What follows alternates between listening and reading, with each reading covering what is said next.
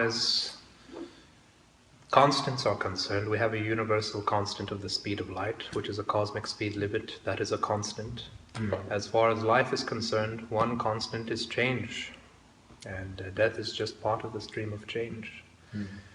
And it is really amazing how, if you really resolve the fear of death, how so many other problems that are associated with it, it's as if they're a collection and bundled together, creating a network of associations, and how just overcoming that one fundamental fear, which is the fear of death, can lead to a whole range of other problems collapsing.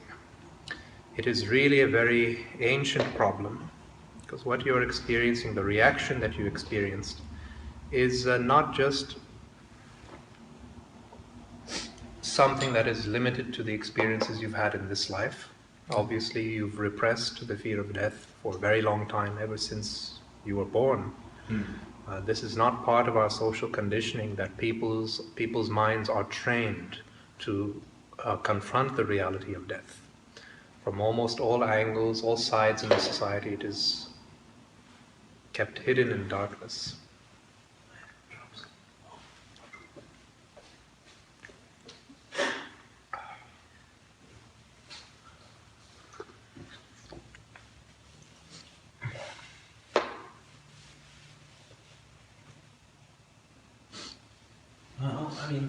I don't understand fear of death in a personal sense. I do not see it as my fear of death, your fear of death, his fear of death, her fear of death, or even the fear of death of a human being, a cat, a dog, a worm, and so on. It is part of the instinctive will to live, which is so deeply ingrained in the body. So this is part of the cosmic ancient inheritance that you have picked up in your mind. I think it's, and to confront it in such a way that you're not seeking to console yourself with a more pleasant alternative. That is the challenge. Perhaps the only people, I think, who most sincerely confront the reality of death of the body are atheists. Not that I think that they are on the right track. I think that they are on just as much, too much attached to their fixed way of thinking as theists are attached to their fixed way of thinking. Because when you know the truth of reality, you cannot be classified as either a theist or an atheist. You can't be called a theist because you know very well that the idea of a supreme being is a fiction, and you've overcome that fiction. You cannot be called an atheist in the ordinary sense, because while the atheist denies the existence of God, he is not yet conscious of a more fundamental reality that is the basis of the whole creation. He cannot be called an agnostic either, who is undecided, neither saying yes or no, because once you know that reality, it is known to you without even a shred of doubt. So what to call such a person? You can't call him a theist, you can't call him an atheist, you can't call him an agnostic. I prefer to simply call him a Buddha.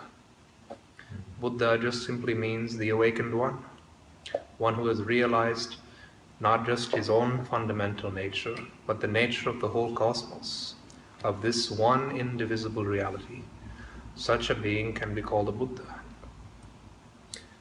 But of all the different streams of thought that exist, still I say that the atheists are much more sincere in confronting the reality of death, because they are not seeking more comforting and consoling alternatives. Just think of it as a formula.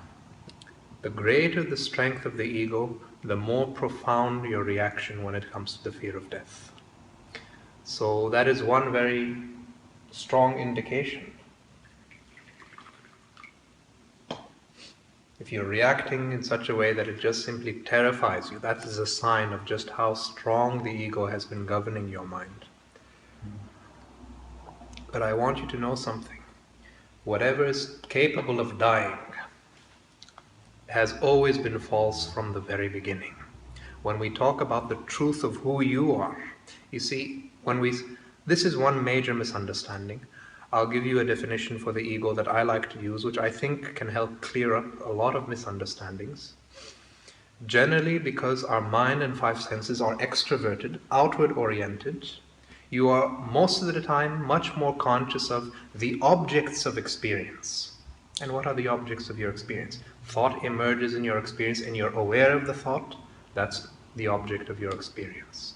So you're aware of the objects of experience, sights, sounds, the whole range of experience through the five senses, thoughts, emotions, mental impressions. But you are not conscious of the nature of the observer. What is the nature of the observer? The one, that intelligence which sees through the eyes, hears through the ears, smells through the nose, tastes through the tongue. So you are mistaking the seen with the nature of the seer. That is the basis of egotism. And I think I gave you this analogy before. It's just like you're standing there in front of at the beach, looking at the horizon, and just because your perspective has remained limited, you think this limited horizon, it appears to be the whole ocean. Just simply because your perspective is limited. So the concept of death, how you react to it, has so much to do with how you have defined the self. What is it which dies? If you're largely identified with the body, and if your perception is limited to the body, then if the body dies, for that person in his mind, he dies, right? Somebody is less identified with that. Let's say he's identified with a certain dream that he has invented in the mind, the dream of his self-image, what kind of role he's playing in life, what is his social status, is he an American, a Chinese, a Japanese, a father, a mother, a son, etc. This is the psychological dreams, the dreams at the level of the psychological structure. So for some people, if you kill their dreams, that is a kind of death for them. A severe death, perhaps even a much more painful and unpleasant death than death of the body. Some people are willing to kill themselves for something that they believe, or a principle that they hold very dearly to their heart. Body doesn't matter to them. Let it be burnt and reduced to ashes. But they're willing to die for certain beliefs and principles. Because the dream he has invented in his mind, he's holding that with much more significance than anything else. So how you react to death, just keep it in mind. It has so much to do with how you have defined the self. If your definition of the self comes from your identification with the body, then most of what you know as the self will be physical. If your sense of self and your definition is coming from your identification with the memories of the past, which comprises your personality, then you'll have a different definition of self. But assume your perception becomes so profound and deep in such a way that every realm of who you are has become known to you, from the finite to the infinite, from the atomic to the subatomic to that which is beyond the subatomic. Then you will have a radically different idea of self. And what it means to be yourself will also go through a radical transformation. What we call a human being is not just a body, right? He's not just the mind. He's not just the laws of physics which make all of this happen, right? He's not just the fundamental nature of his own creation. He's a combination of all these elements combined together. That is what we call a human being, right?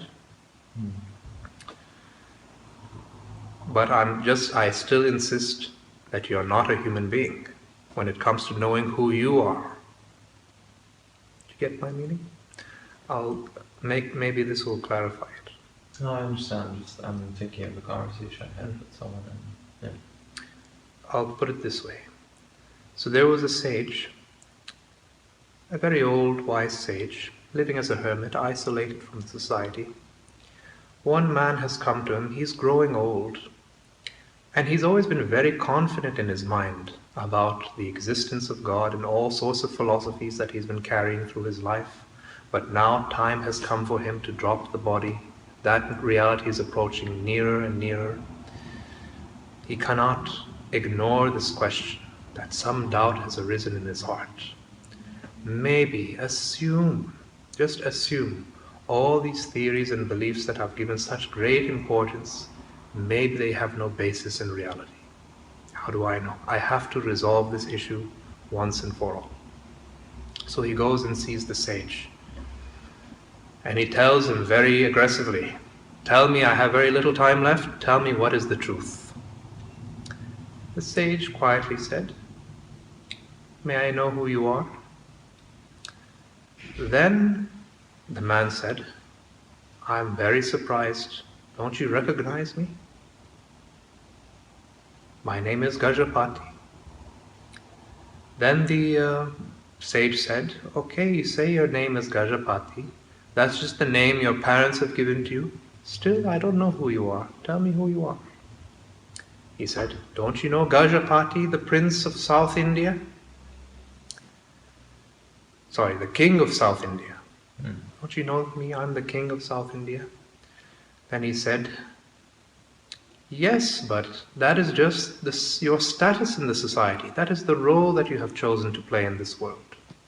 Still, you have not told me who you are." Then the man started getting frustrated. He said, "All right then, I assume then I'm just a human being. I'm an ordinary human being in this world." And the sage said, "No, that cannot be. If you say you're a human being, that means you're not a dog, you're not a cat, you're not a worm, you're not a tree, you're not a flower, you're not an ant. That is only referring to the species which you belong to. You still have not told me who you are." Then the man at this point started boiling up with frustration. He said, "All right then," thinking to himself, "He's been refuting everything I've been saying so far. I'll give him something he cannot refute." So the man said, "I suppose I'm just this body, this mind, and all the faculties that emerge from the mind, my thoughts, emotions, mental impressions, imagination, instinct, all these things combined together, I assume that is just who I am." Then once again the sage said, "No, that also cannot be true. Those are just instruments in your hands. You're using the body, you're using the mind, you're using your ego, your intellect, your imagination. These are just tools in your grasp. Still, you have not told me who you are." So when we talk about the truth of who you are, the truth of your being, what is the very basis of truth? It's that which remains unchanged. In the past it is, in the present it must be, in the future it is. Regardless of past, present and future, it remains an unbroken undercurrent. So if you knew what that realm of your being was, then it will not be a coincidence that you will totally lose the fear of death. And it's not a coincidence that many Buddhas, once they realized their true nature, they naturally lost the fear of death. Because whatever is capable of dying in the first place has always been false. It cannot be who you are.